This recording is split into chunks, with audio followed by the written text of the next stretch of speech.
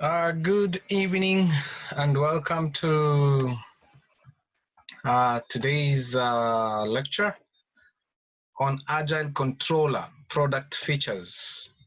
So we're going to learn about something called an Agile Controller. So I'll read the foreword. So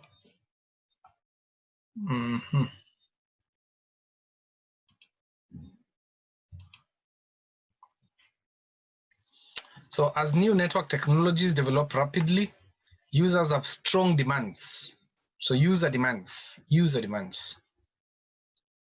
Strong demands for network access using any device, anytime, anywhere.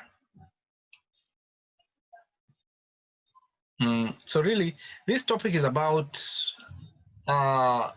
access control of network devices. So this particular system called the Agile Controller can help us do this. So users have strong demands for network access using any devices. We'll be calling devices here terminals, anytime, anywhere. So however, traditional enterprise campus networks are IP-based networks.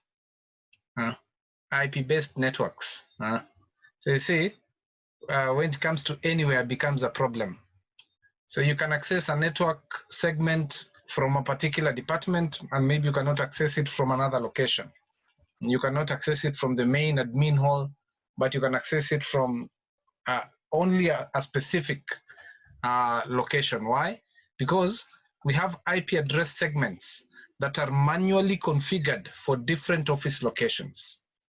And network access control policies are defined based on those IP address segments in order to control users' access rights. So network access anytime, anywhere is greatly challenged. And so this is the problem that the Agile Controller is going to solve.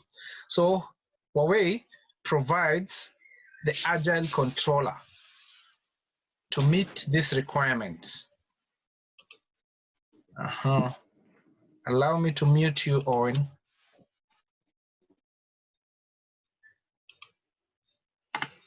So as you're going to see, the Agile Controller is going to act as the brain of the smart campus network.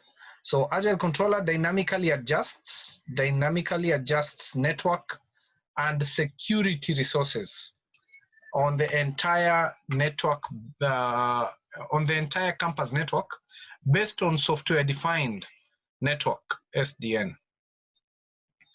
So really, software decisions based on policies, thereby enabling the network to be more flexible, agile for services and to meet user requirements, specifically network access anytime, anywhere. So that is what Agile Controller is all about in summary. So by the end of this chapter, you should be able to, Solomon.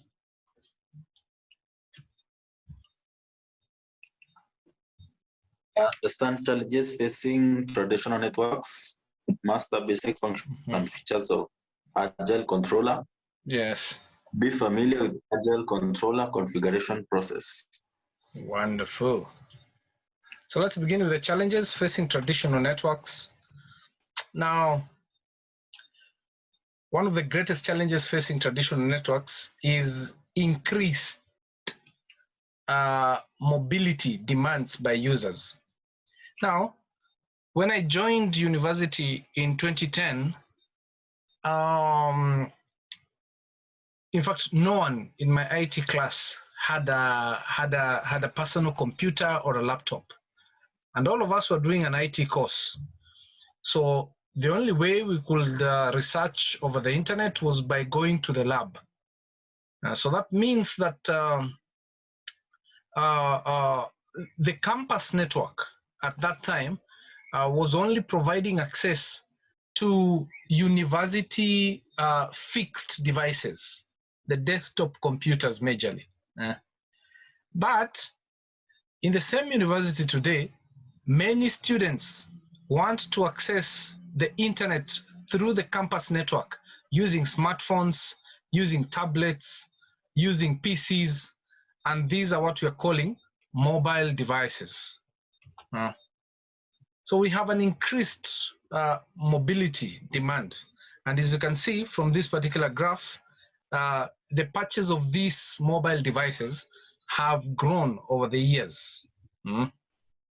Now, the requirement then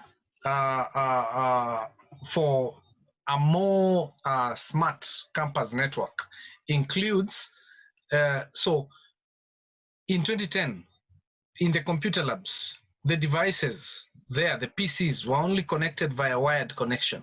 But now, because we also have smartphones and laptops, then we also need to provide wireless. So we need to provide both wired and wireless access.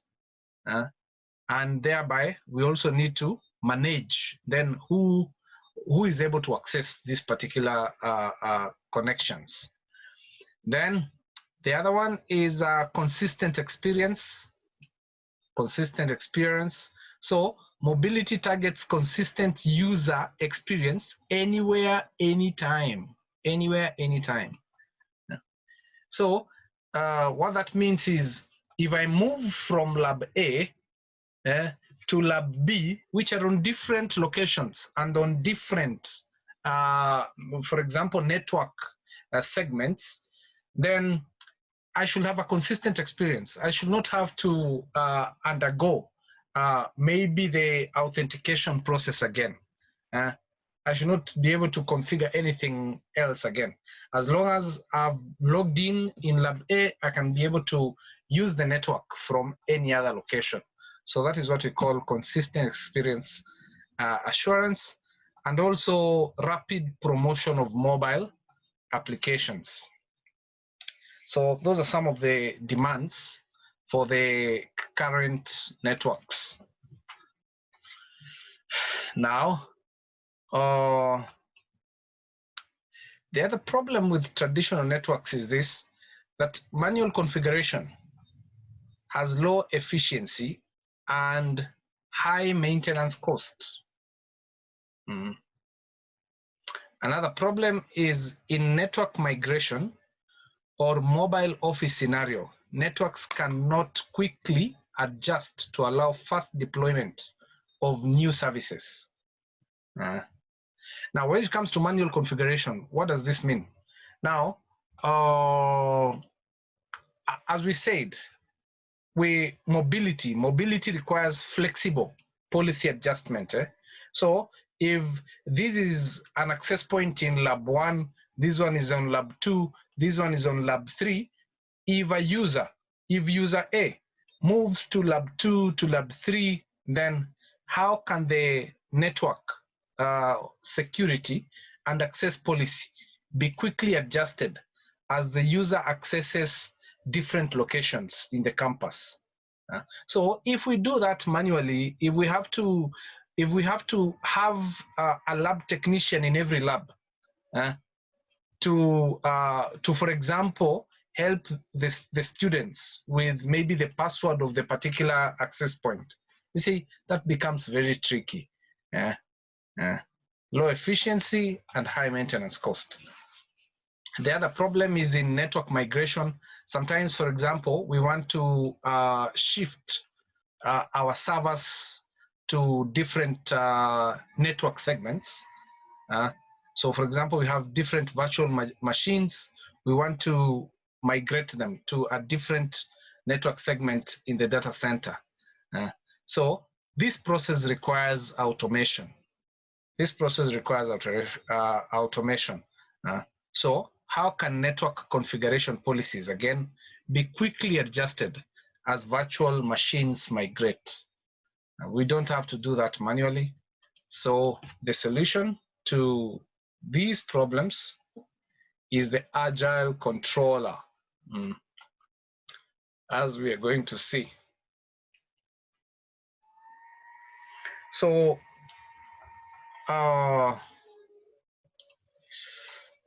when it comes to diverse access modes, you see, with traditional network, if you look at this particular architecture, so everyone that is connecting to the network really in 2010 at Multimedia University were connecting to it via the campus devices, which were most of the time directly connected to the switches. So the only security threat, because you've already configured security within your intranet, and you've also configured these particular devices, then this kind of architecture is actually effective because it provides a single point of defense. That means that the only attacker that we really need to worry about is the external attacker. And thereby, most of the time, we used to deploy firewalls just after the egress routers in our campus network. So that was quite easy. But now, when it comes to the current networks that has to accommodate mobility or what we call diverse access modes. So you see, someone is accessing using their laptop, someone is accessing using their smartphone, another person is using a tablet, and so on and so forth. So these are devices that they're coming with in a fashion which is commonly referred to as BOD. Bring your own device. So nowadays, the current networks, unlike traditional networks, have to support the concept of bring your own device.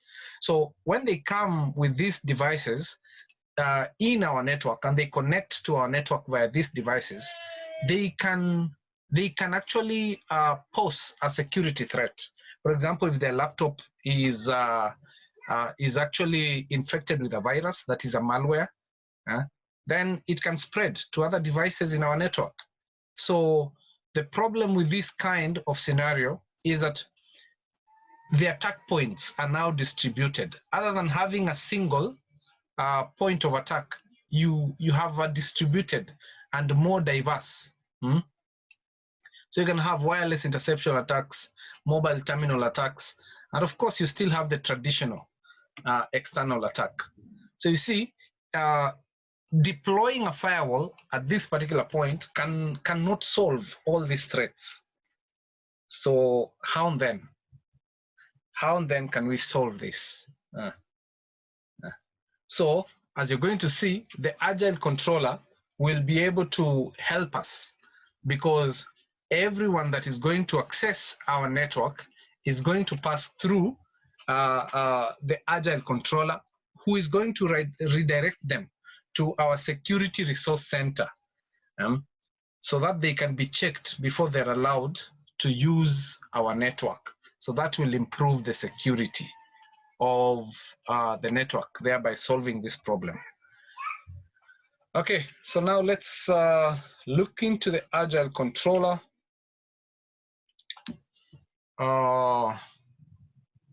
So commonly referred to as the brain on a smart campus network. So in your smart campus network, your Agile Controller will be able to communicate and manage all the devices in in all the layers of your network. So the access layer, aggregation layer, core layer, egress layer, and it will provide a distributed security resource center. So these are just the firewalls, commonly referred to as the next generation firewalls, NG. Now, let's look at some of the components of the Agile Controller. So one of them is what we call the access control manager. So access control is who is allowed to and who is not allowed to access. Now, this provides what we call a 5W1H. 5W1H policy management and supports multiple authentication modes. So normally we use an authentication mode.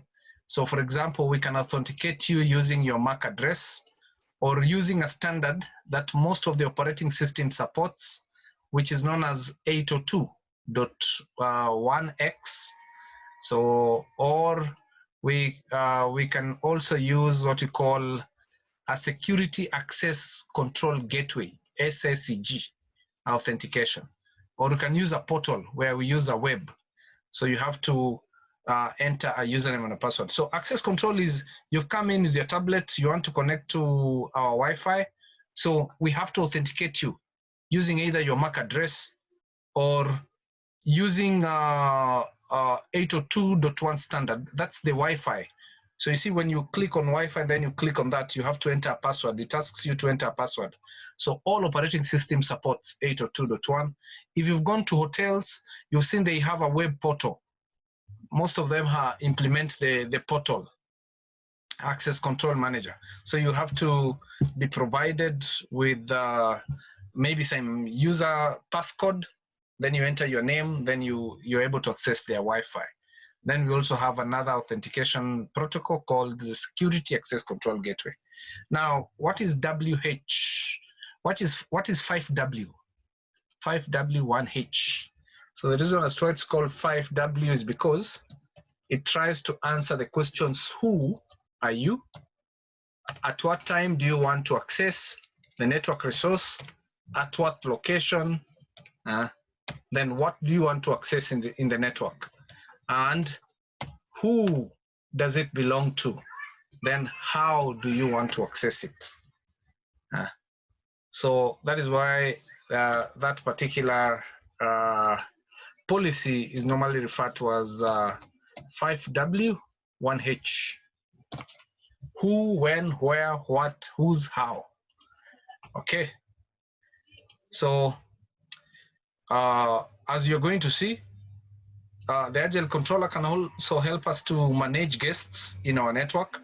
As we know, for example, in a campus network, we have partners who are coming to supply.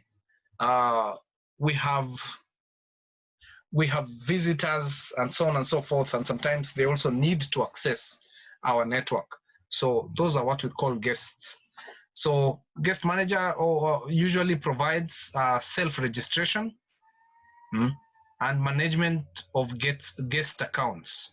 So we're also going to look into that, and also supports portal page customization and push. So we're going to say that.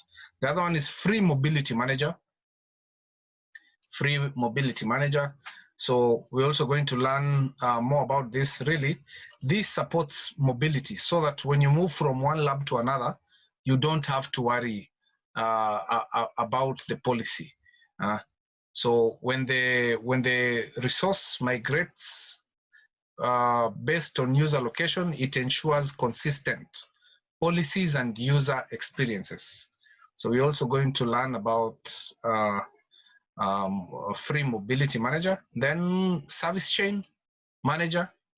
So this one is used to virtualize physical devices in order to shield the physical device models and locations. So it diverts different service traffic to different service termination nodes.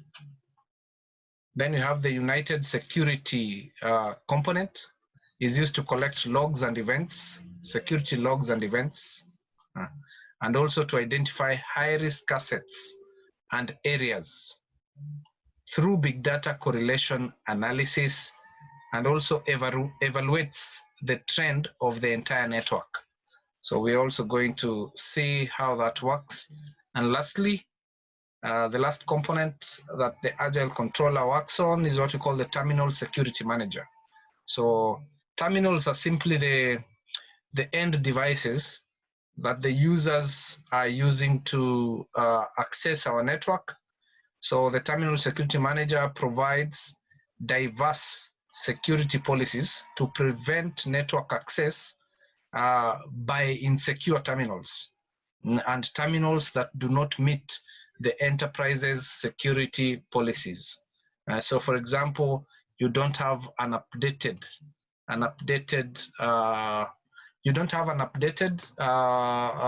operating system or antivirus, so we cannot allow you to access our network if you don't have that. Okay. So the Agile Controller product architecture. So normally, the Agile Controller server contains three main components. The first one is what we call the Service Manager, commonly referred to as SM. Then we have the Service Controller, Then we have the Management Center.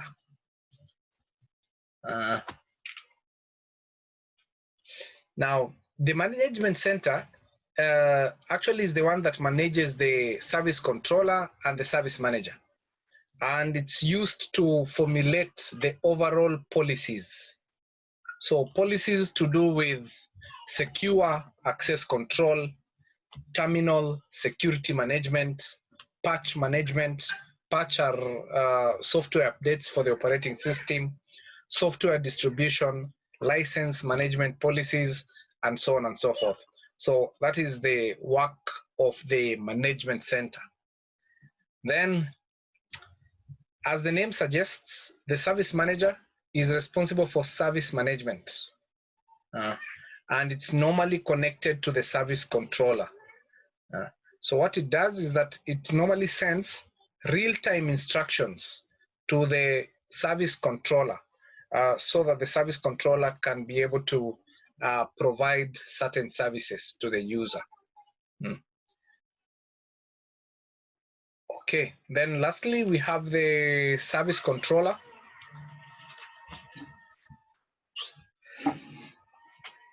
It's used to associate network access devices in order to implement what we call user-based network access control policies. User-based network access control policies. So we are going to see how switches, routers, and wireless LAN devices, and also firewalls, how they are able to manage and automatically deploy network-wide access policies. So those access policies are controlled by the Service Controller. So these are the network. So these are the network access devices. So these ones they directly communicate with the Service Controller. So the network access devices include your firewall, your router, your switch, and the access points. Now, at the very end, we have the users.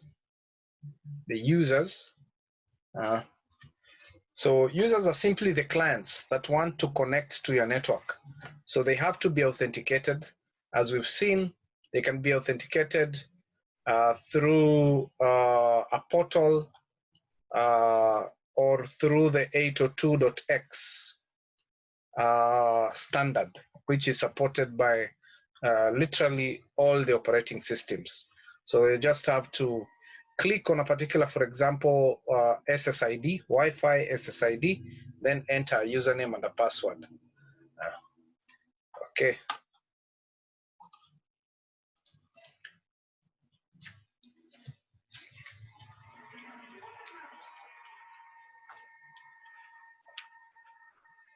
So as we've already mentioned, the Agile Controller is responsible for all this. We've already mentioned some of them. and they do so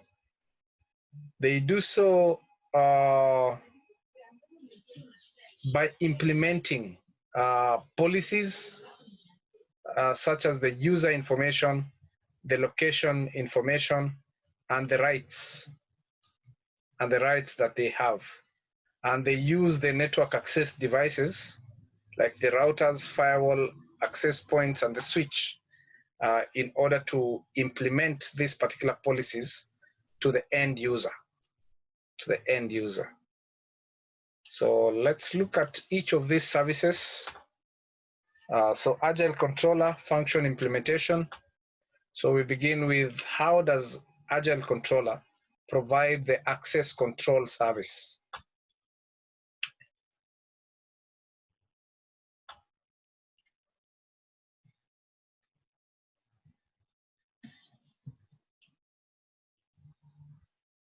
So this is the architecture of the access control service of the Agile Controller. Now, at the very top of the layer, we have the service manager, which communicates with the service controller, via HTTPS. Now, the service controller does access control using one of these three methods. So it can use an authentication server, or it can use a portal-based authentication, or it can use the radius protocol. The radius protocol to implement access control. Now, generally, when you're using the authentication server, then the service controller communicates with the physical network, by using what we call COPS, which is the Common Open Policy Service. So that is the standard that is used for communication. Then for the portal, it's just the portal. For the radius, it's the radius protocol. So that is what happens there. So here now we have the physical network devices. Then we have the users who are provided with a terminal. Now, the access control really is authentication. So the client has to be authenticated. Now, the client via the terminal. So the terminal can be a portal, or it can be 802.1x. So they'll communicate with a physical network device, for example, an access point, via HTTP, or via what we call an extensible authentication protocol, EAP, extensible authentication protocol. So that is how access control is implemented by the Agile Controller. So let's look at the implementation of the Agile Controller in doing access control on a campus network. Now, generally, the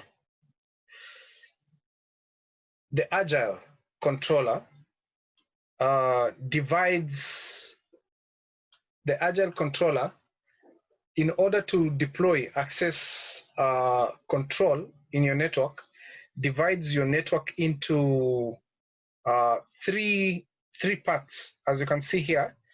What we call the three domains. The name actually is the domain. 3 domains. So what we call the pre-authentication domain. Then we have the isolation domain. And lastly, we have the post-authentication domain.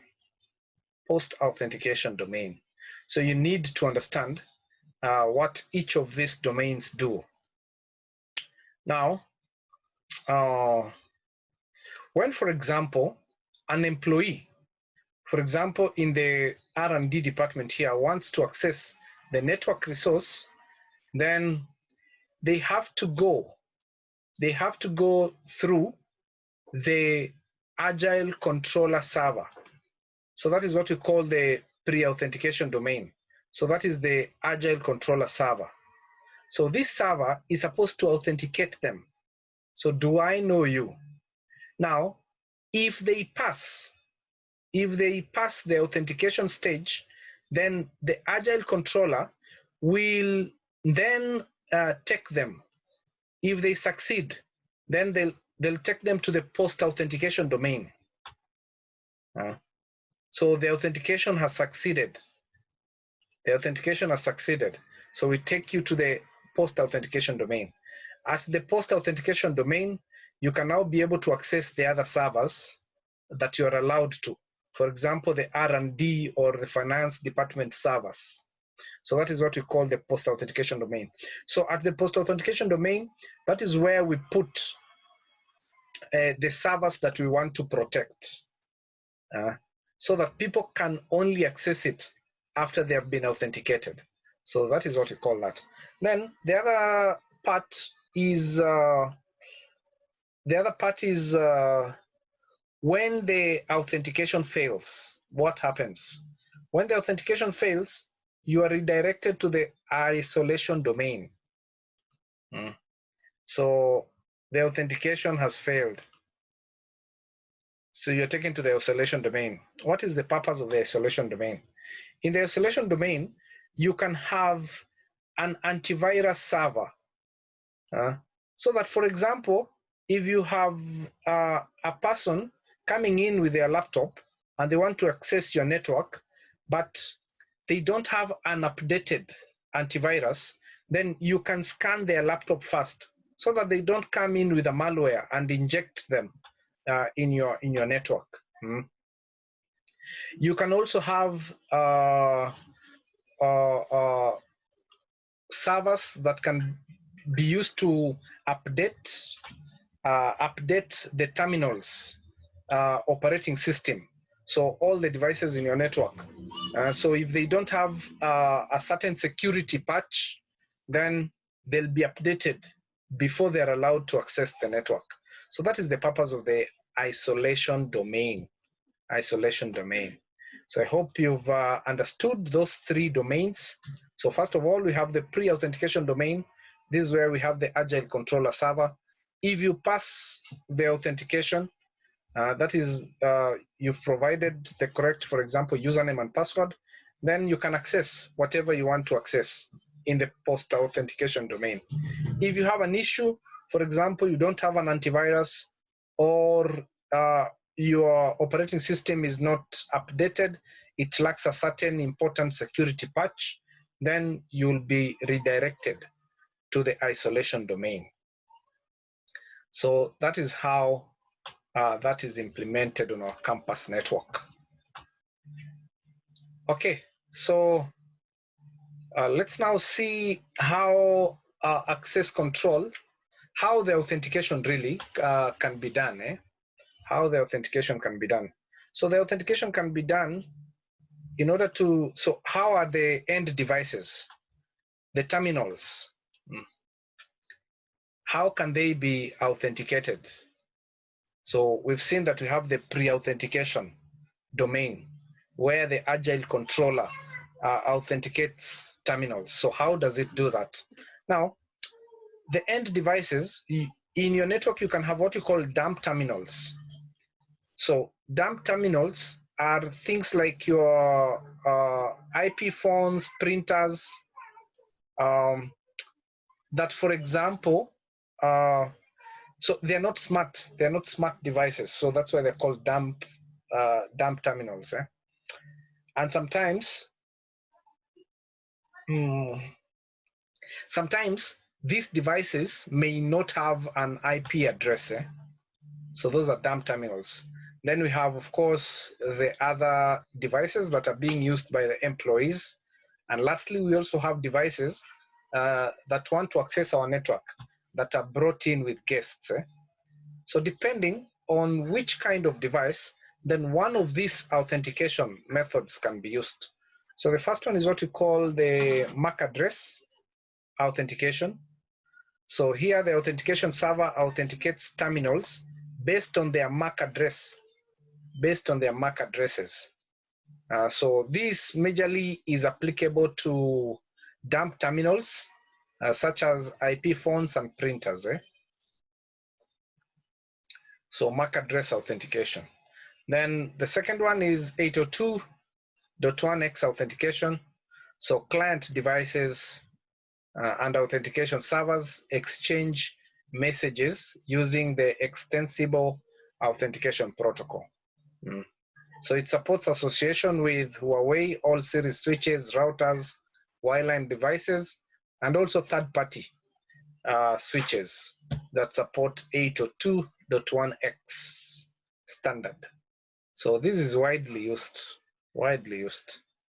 Most of the time when you're just connecting to a Wi-Fi from your operating system, you're using 802.1x authentication.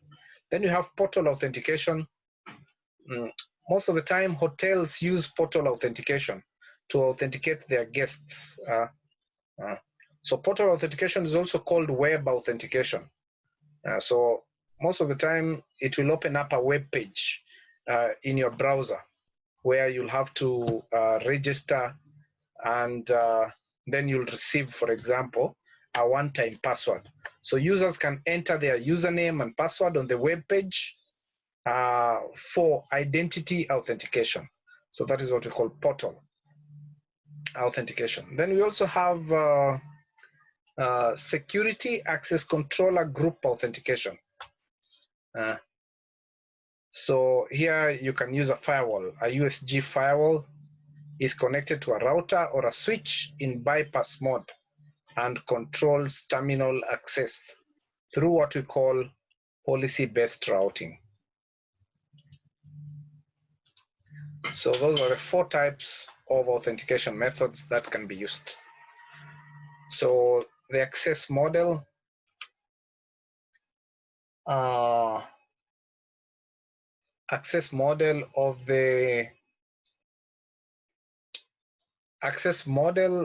of the Agile Controller. Now, after authentication,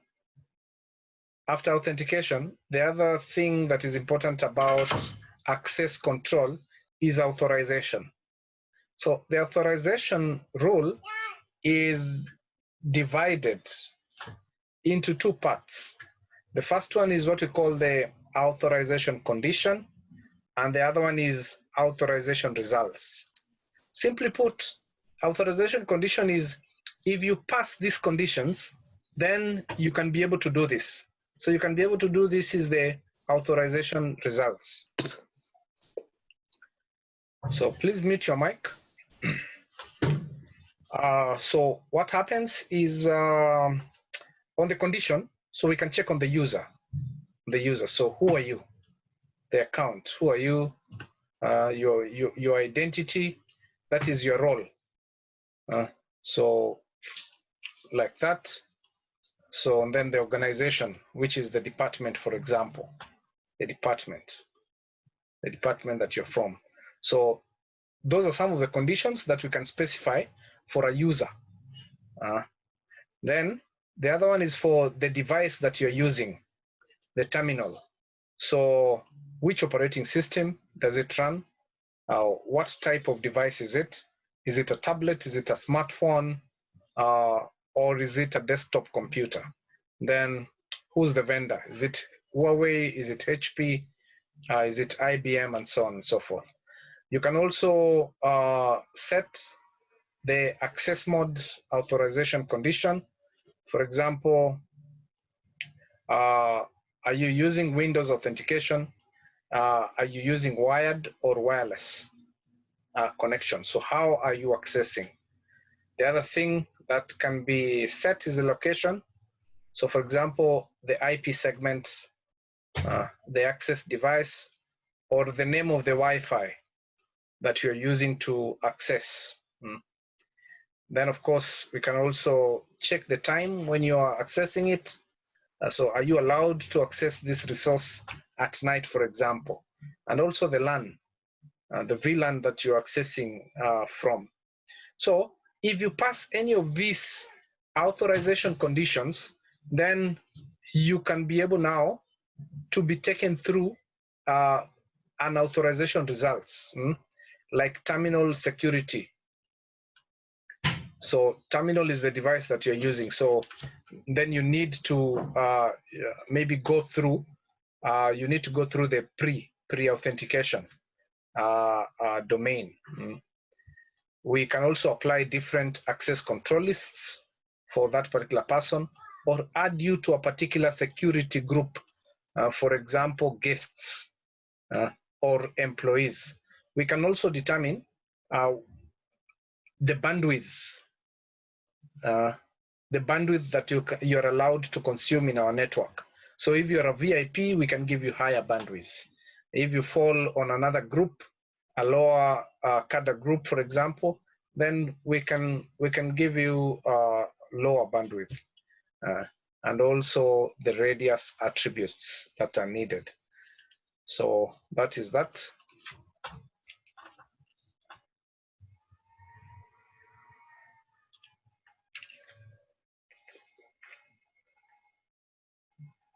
So now let's now look.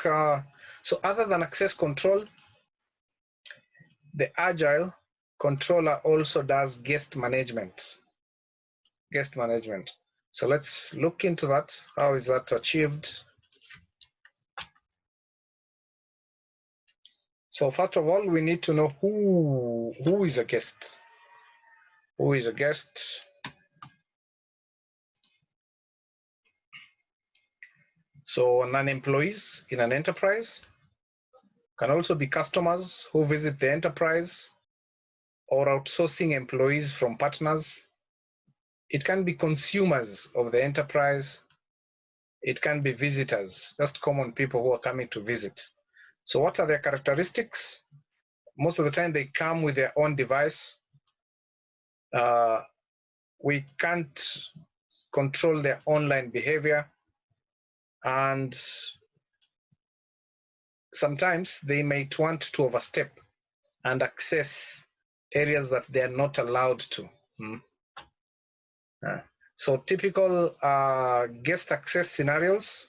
So for example, for large-sized enterprises, for public utilities, and consumption enterprises. So for large-sized enterprises, like a university, like MMU, like Huawei, like Lenovo, those big organizations. So they have customers who want to access the enterprise network. They have visitors, and so on and so forth. So that's one of the scenarios. The other one is public utilities, for example, airports or county Wi-Fi. Sometimes the governor says, I'll provide Wi-Fi to my people in town. So that is what we call a public utility. So people access the internet through networks provided by public utilities. Then consumption enterprises, for example, the luxury hotels and the coffee shops. So consumers of enterprises need to access the internet. So these are the people we are calling guests. So how then can Agile Controller help to ensure that they are catered for and they don't overstep?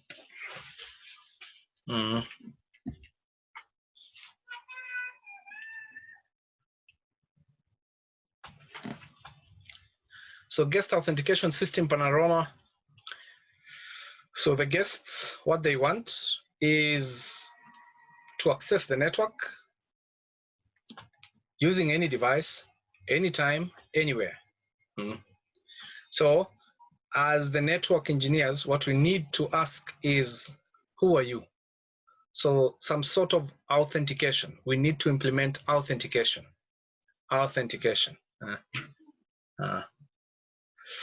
Now, the next thing is how. So we've known who you are. But how do you access the network? How do you access it? So that's the other question we need to answer. And the last question is what? So what rights do you have? So for example, for outsourcing employees and guests, you're not supposed to allow them to access the ERP system, for example, and the mail system. But for employees, you want to allow them to use all these servers. So that is the what. What rights do you have? So let's see how the Agile Controller can help us achieve this. How, what? Okay. So let's begin with who you are. So the full life cycle management of guest management, the full life cycle guest management includes three main processes. The first one is account application, then user authentication, then audit and registration, deregistration, sorry. So a guest walks in, for example, with their phone, they connect to your wireless network, so they have to register. The registration can be done by an employee, or it can be a self-registration process via, for example, a web portal. So once they click on the SSID of that wireless network, then it opens the browser if you're using portal authentication. So it can be the application by guest. So after they've registered, they need approval. So the approval again can be automatic approval or by the administrator, the network admin, or it can be approval by receptionist. So for example, if they are staff, you might want them to be approved by administrators because their access is going to be higher. Otherwise, if they are visitors, you can also allow the receptionists. Like in many hotels, the receptionist can be able to approve them. Now, after they've been approved, most of the time, they need a password or something to enter. So how do you share that particular username and maybe one-time password? So you can distribute them via SMS, via email, or via web. So maybe during the registration, they entered their phone number or email. Or you can simply display that particular one-time password via that portal that they just used to register. So that is what you're calling distribution. So generally, those three parts are what we're calling the account application. Then after that, user authentication now. So for the authentication, of course, they'll have to either use a username and a password, or they can use just a passcode, just a password only. And we also have other ways that can be done. So that is it about user authentication. Then once they are logged in, you need to know some of the important things, like when they logged in and when they logged out. So that is what we're calling an audit. Online behavior audit, that is what they are accessing, the bandwidth they are consuming, and so on and so forth. Then the other part is deregistration. For example, visitors, for example, guests.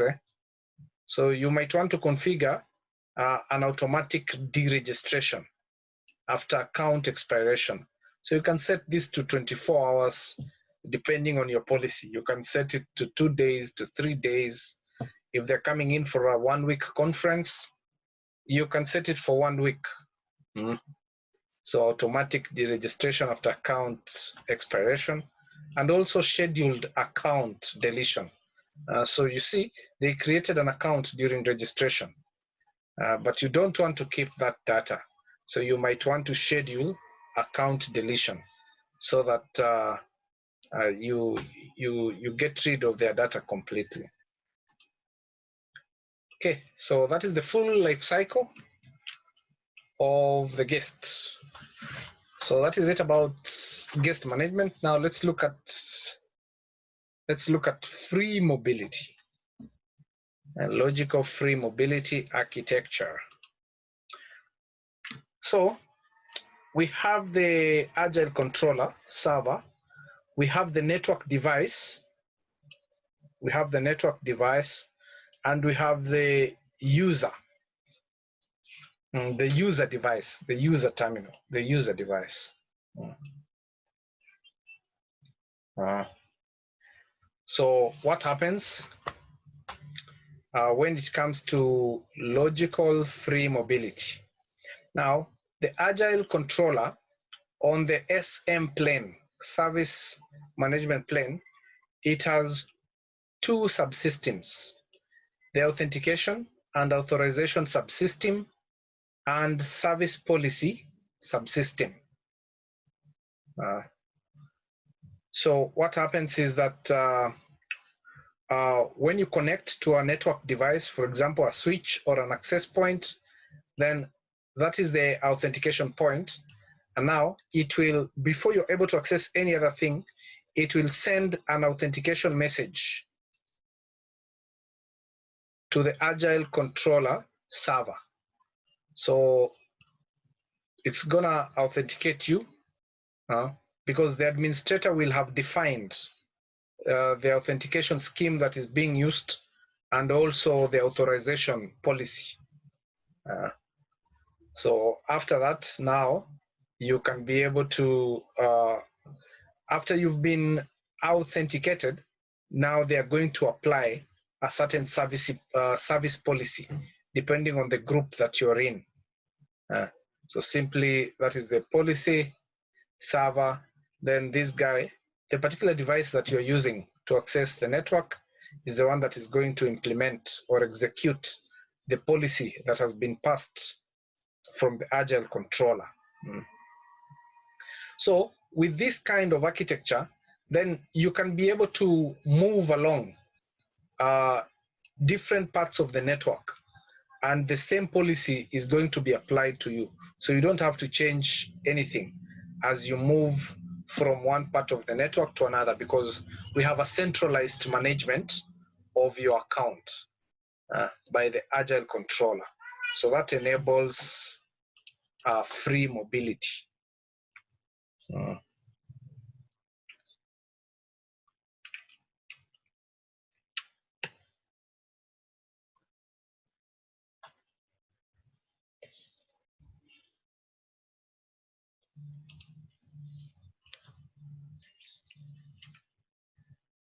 Okay, so nothing much here.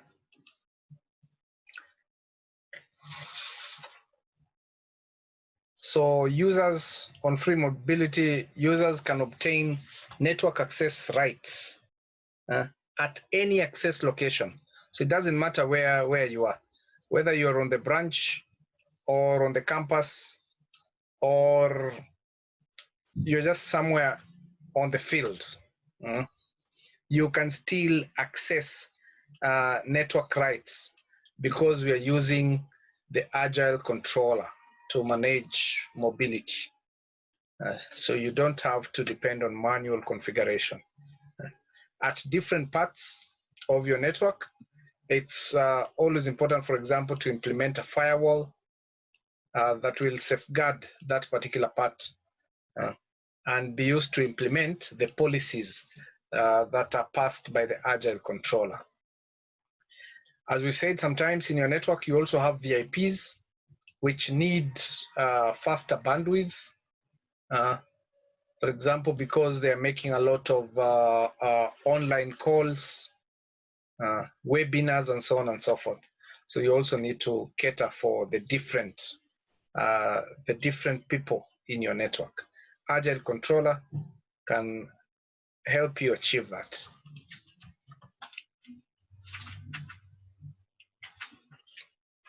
So these are some of the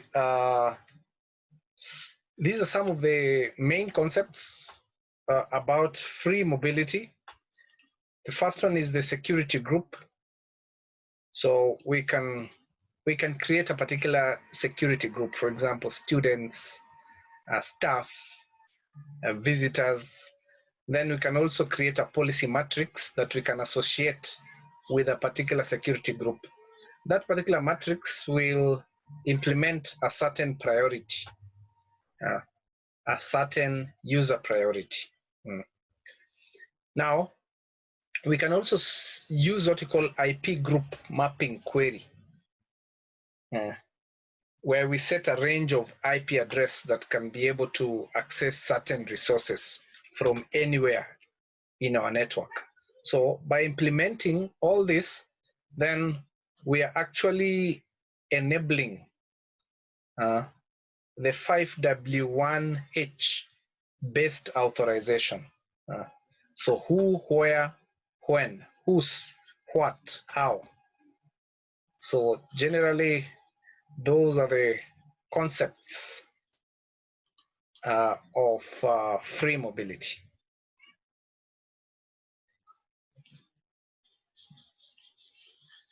Okay, so free mobility deployment procedure. So step number one, you define the security groups. So we've said you can add different people to different security groups, like students, staff, and so on and so forth. Then define and deploy the group policies. So you define the group policies on the Agile Controller, then you deploy the group policies. So defining intergroup access is also allowed. Then lastly, step number 3, the system automatically operates after you've performed step number 1 and number 2. Then the system will now automatically perform authentication, authorization, and execution. So authentication, where a user attempts to access a network, the Agile Controller authenticates the identity of the user. Authorization, based on 5W1H conditions, and add the user to the corresponding security group. Then execution is based now on the mappings between the IP address and the security group. So the Agile Controller, on the Agile Controller. So network devices identify the source and the destination groups in packets, and then match and execute the group policies. So that is how that is done. So let's look at another one called the service chain.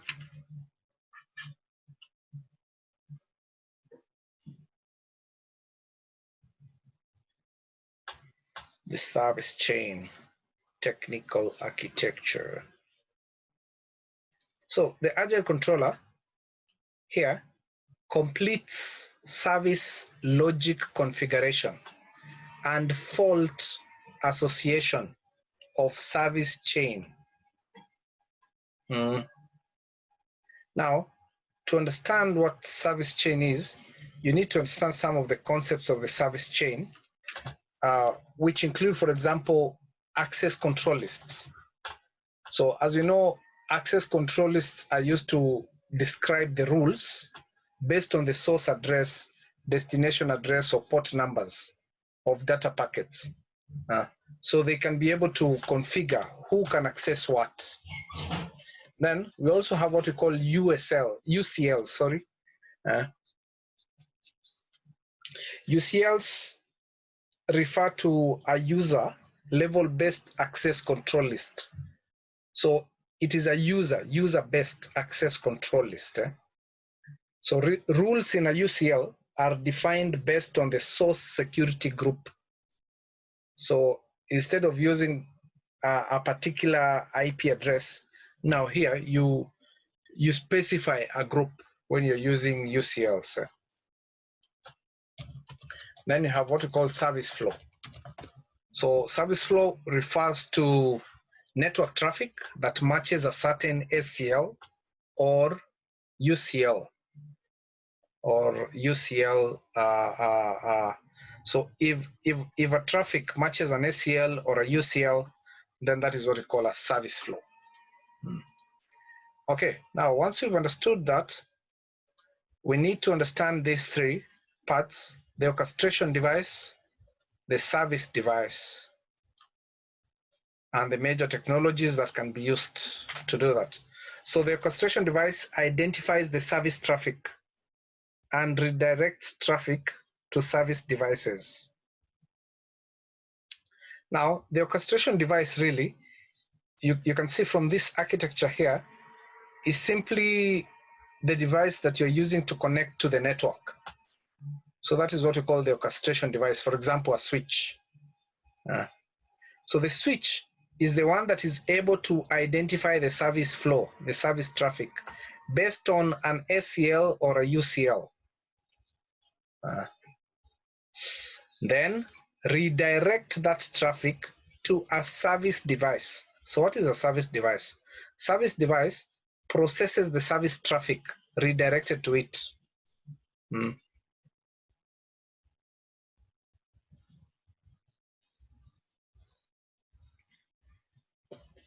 So you can see here, we have the Agile Controller, which deploys several service devices, which is connected to several service devices. Now, what happens is that when you want to access a certain service, then the Agile Controller will allow or disallow you to use that particular service. And normally, the orchestration device and the service device communicate via what we call GRE tunnels. So what does that mean? Services are deployed using the extensible messaging and presence protocol, or it can also use Telnet or SNMP when we are using third-party devices. So the service traffic is redirected through two GRE tunnels using a PBR. So you have a GRE tunnel in one direction and another one in the other direction.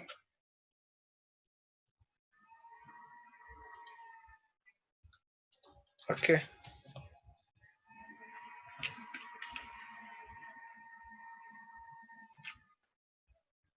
So here we want to look at a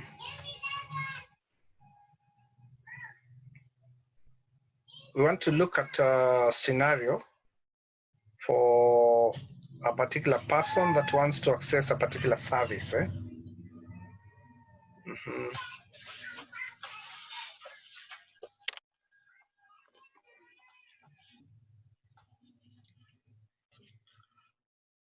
trying to remember something here. Just a moment.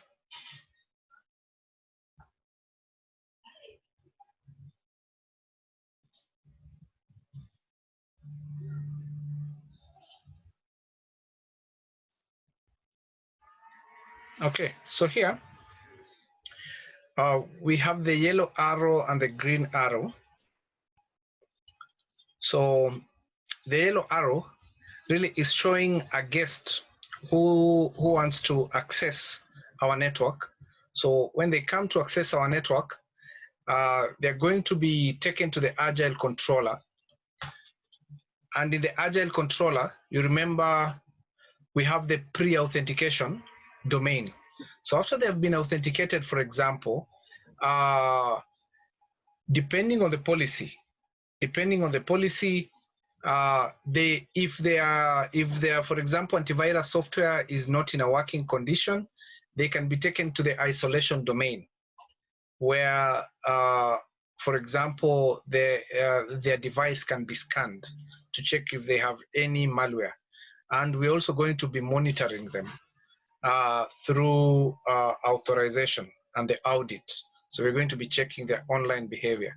So after they have passed through the pre-authentication, a domain, now they can be able to access the internet using our network. So that is one. Number two is for internal employees. For example, they want to access servers in our data center. So again, they'll have to be taken through the chain mode in the Agile Controller. So again, they'll be taken through pre-authentication and all those procedures, then allowed to access a particular server, for example, in the data center, after they have been authorized to do so. So service traffic then can be flexibly scheduled depending on who you are and what you are allowed to access. So that is what we call the service chain.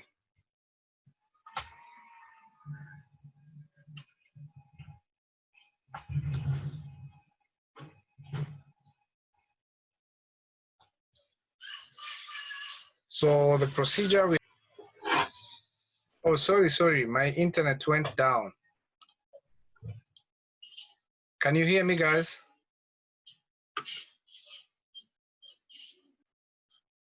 Hello? Hello, can you hear me, guys? Okay, thank you.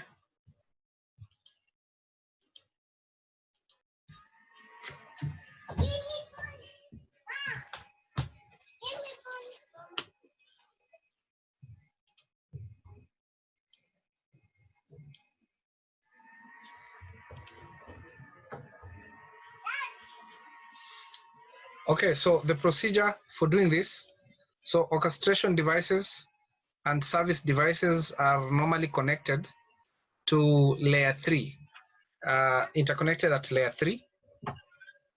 Then the Agile Controller manages the orchestration devices and service devices, obtains device information through XMPP. So after that, you can configure the resource. You can configure the resource relationship between the orchestration device and the service devices on the Agile Controller. Then you create interfaces on the device for setting up the GRE tunnels.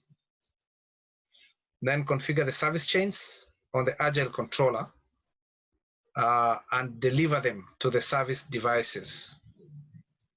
Then you create traffic redirection rules on the orchestration device. So a service flow that matches a rule is forwarded along the corresponding path. So if you match a certain ACL or a certain UCL, then you are forwarded via a particular path.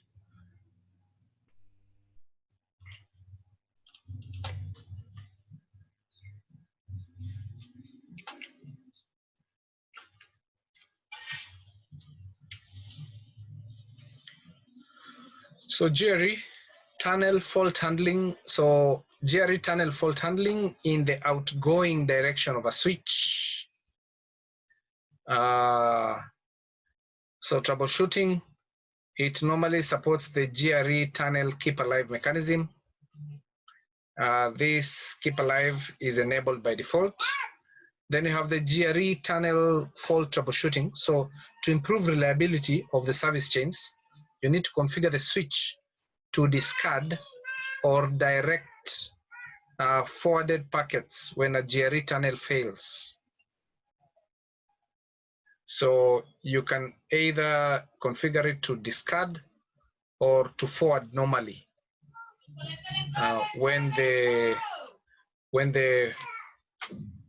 tunnel fails at any particular point. So during the configuration, you should be able to see that. In the incoming direction, so GRE tunnel fault handling in the incoming direction. So if tunnel 2 fails, then traffic reaches service device 1 through tunnel 1 and is then discarded. So the Agile Controller can address this particular problem. So we can see here that a certain traffic, for example, purple here, is coming into the switch, then redirected to service device 1. But now, if this particular, the second tunnel fails, the incoming tunnel fails, then it can be redirected to service tunnel 2. So the purple one shows the normal flow forwarding, while this one is when the yellow one is when the incoming GRE tunnel fails, like what we've seen here. So when the switch detects a GRE tunnel failure, it can report the fault to the Agile Controller through XMPP.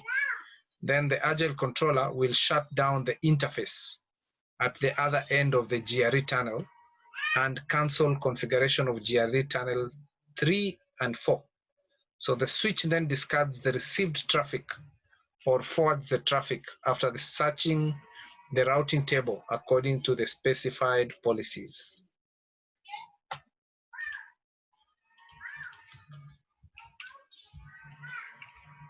So the other function of the Agile Controller is United Security.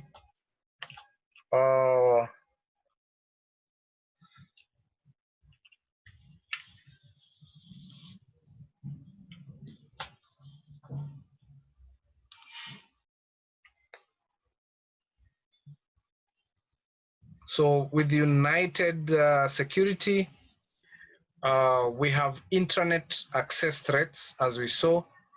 We also have network and service threats. We also have operation and maintenance threats. So intranet access can be, for example, computer virus spread, terminal network attack. So a device is being attacked by another one, IP spoofing attack, regional network attack, or attack on a switch. Attack on a switch. So these are some of the security issues. We can also have denial of service, attack on a server, or a distributed denial of service attack, server penetration attacks, border, firewall, resource insufficiency.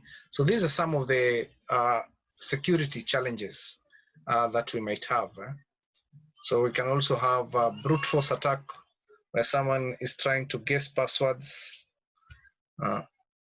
or violation of operation and maintenance, or access to key asset logs.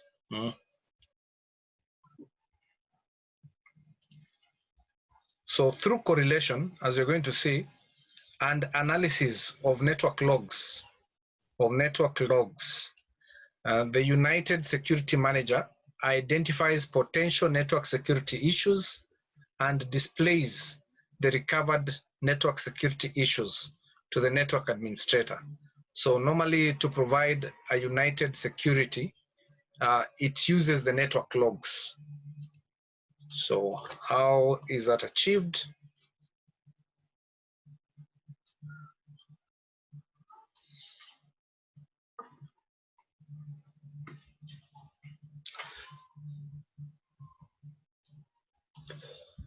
So this is the architecture of the United Security solution. So your network devices are the log sources. So your switch, your router, your firewall. So they're the ones that are going to be collecting the network log from the users, when they came in, when they went out, the bandwidth they're consuming, and any other activity that they do on your network. Then we have someone who's collecting and processing that particular data. So what is happening here is that they format the data in a particular standard, then also compress and store that particular data. So after that, the data is passed for analysis. So at this point, they do correlation analysis to see whether they match certain threats. So that is what happens. Also, event filtering, tag management, checking where they're coming from, the source. Then they can alert, for example, the network administrator if they match particular threats. So they can alert the admin through an SMS, through email, or they can also perform two things here. They can block that particular traffic that is causing issues in the network, suspicious issues, or they can redirect that traffic.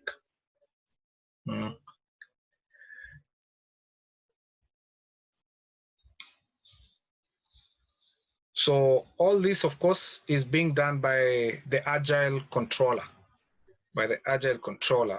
which has all this intelligence about security event management, regional asset management, threat assessment, and really the network-wide security view.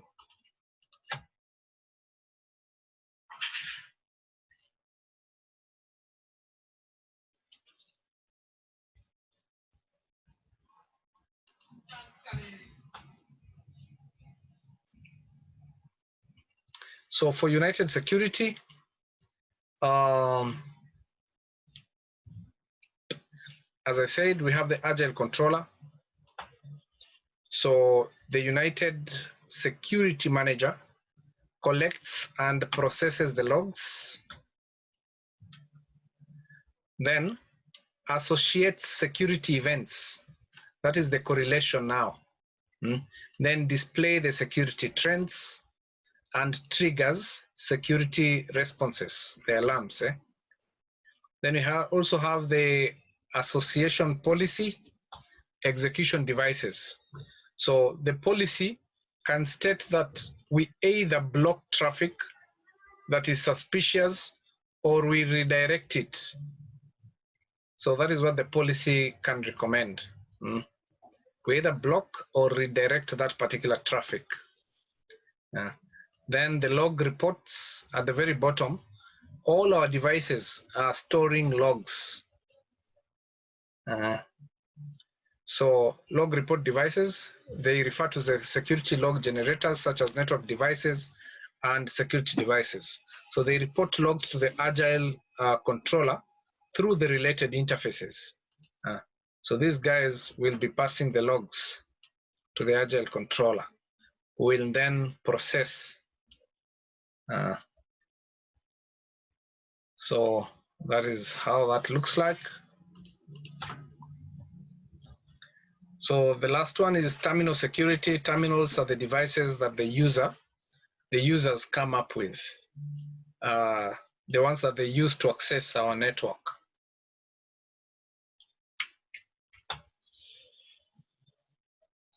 So current situation and the development trend of terminal security management.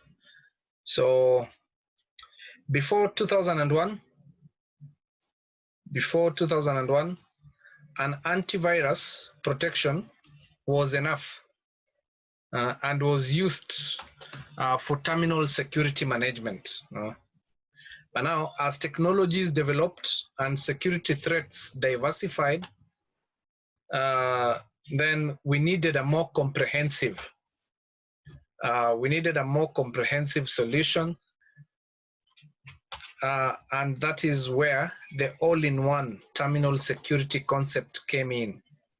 All-in-one terminal security solution. So this one involves access control of the user devices, the security of the device, and also monitors the behavior of the devices that are accessing our network, and also control are also developed to replace just a simple antivirus protection with that one. So that is between 2000 to 2001. Then lastly, we have the ubiquitous terminal security and terminal experience management. So that's the current phase up to date. So after 2009, as the number of mobile office users was growing rapidly, the terminal security management scope is also extended from only PC management to a unified management on ubiquitous terminals, including smart devices and also IP devices. So terminal security management is no longer event-driven, but focuses on proactive defense, comprehensive prevention, and improved performance. Mm-hmm.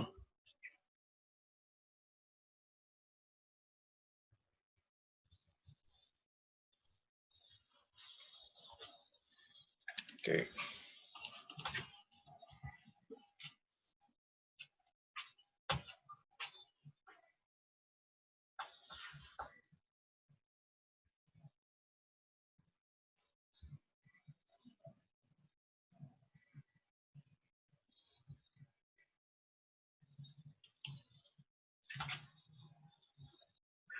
Now what is here?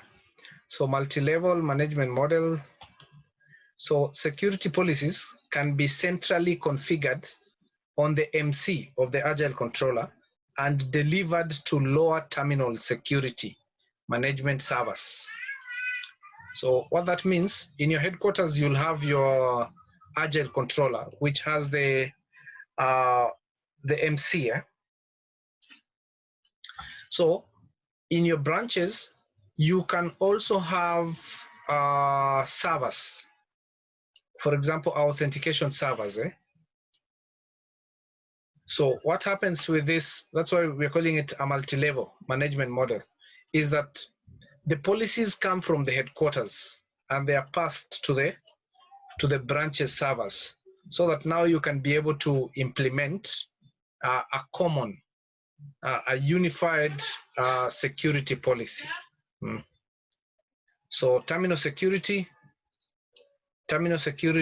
clients check terminals based on the delivered security policies. So if the check succeeds, then terminal security management servers instruct access control gateways to grant network access permission to the terminals. If the check fails, then the server will isolate the terminal for repair.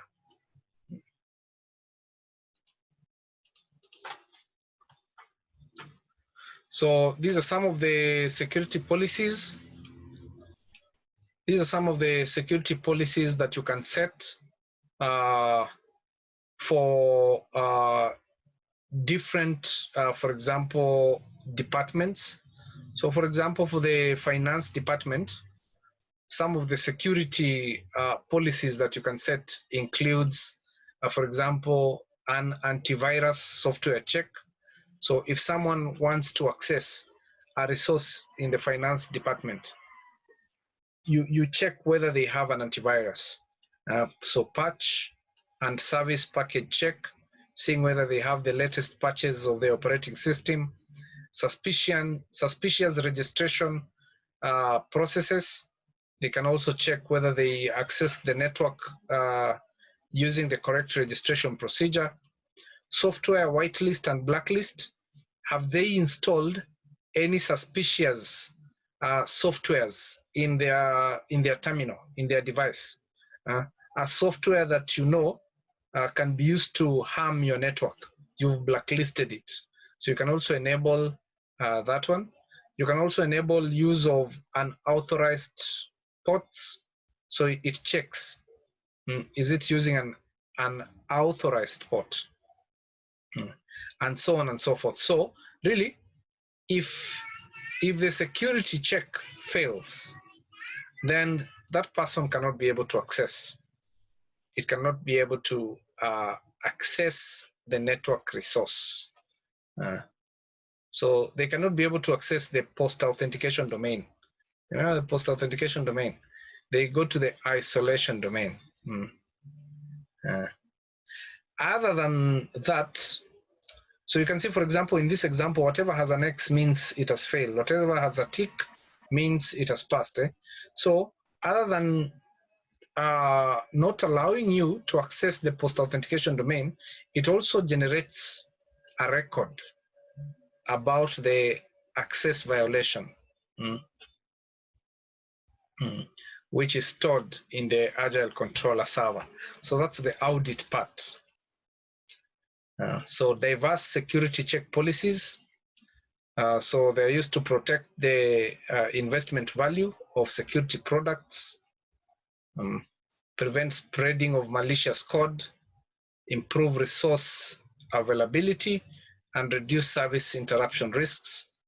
The other purpose is to reduce information leakage risks, reduce terminal threats to the networks, other devices, and also provide correct and real-time security compliance information about the enterprise. So generally, sometimes you can implement a very strict policy with so many checks, but we have VIP offices such as the CEO office, which have devices that are trusted. So you can implement in such a scenario what we refer to as a loose security compliance policy. So for example, for devices that are connecting from the CEO's office, we just want to check, do they have an antivirus? Are their operating system patches well updated? So if they pass, then we simply take them to the post-authentication domain. So that is what we call the role-based dynamic policy control. So we set a policy based on the role of that particular individual. So with this, then we can customize different security rules based on the user roles or the department they belong to. So this supports evolution of enterprise security management systems. It supports evolution of the enterprise security management system. Okay, so we are done with the functions of the Agile Controller. The next bit is the Agile Controller configuration example. As you can see, even from this example, the Agile Controller lab, we don't have an Agile Controller lab because it requires quite a number of devices, which might take a toll implementing via ENSP. So what they did is design the lab here, share the implementation plan and the configuration plan. So we are not going to do this together. This is the assignment that I'm giving you, that you go through this particular scenario and you go through these commands that are supposed to be used to configure the Agile Controller scenario that has been shared here. Otherwise, for today, that is the end of our lesson. Asanteni sana. Any questions or suggestions?